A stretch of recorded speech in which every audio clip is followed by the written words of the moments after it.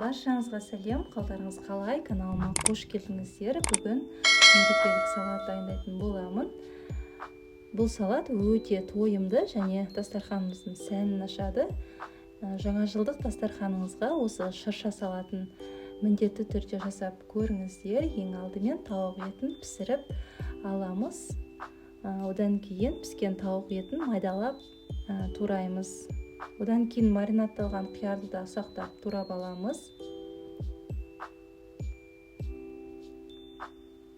Қазақша контенттің дамуына үлес қосып, менің видео рецепттерім ұнаса, лайк басып, пікір қалдыра отырыңыздар және каналға да тіркеліп қойыңыздар.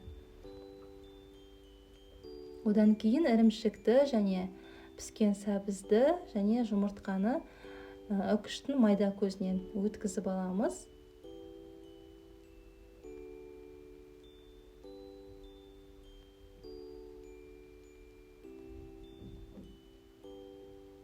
Міне бәрін дайындап алдым. Енді салатымызды жасай бастаймыз. Ең бірінші тарелкаға аз ғана майонезді жағып, тауық етін саламыз.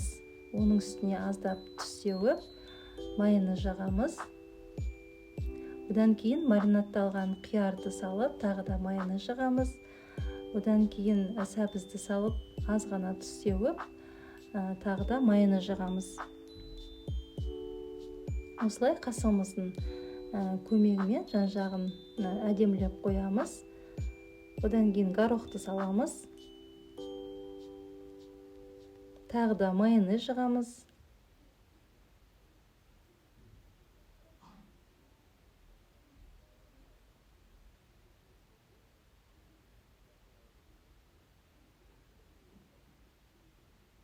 Содан соң жұмыртқаны салып майонез жағамыз.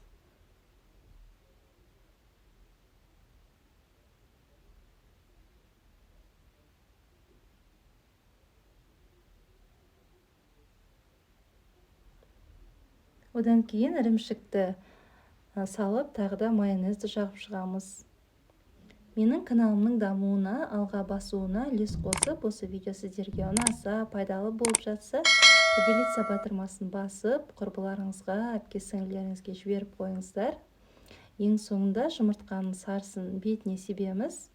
Одан кейін жаңа жылдың белгісі ретінде аскөктен шырша жасап, оны безендіретін боламыз.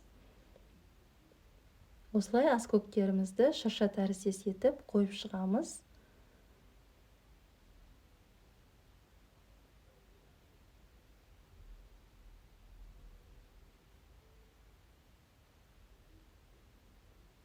Одан кейін шыршаның бетіне шыршаның ойыншықтарын жасап шығамыз. Бетіне горох, сәбізді және қиярдың майда бөліктерін салып және майонезбен безендіреміз.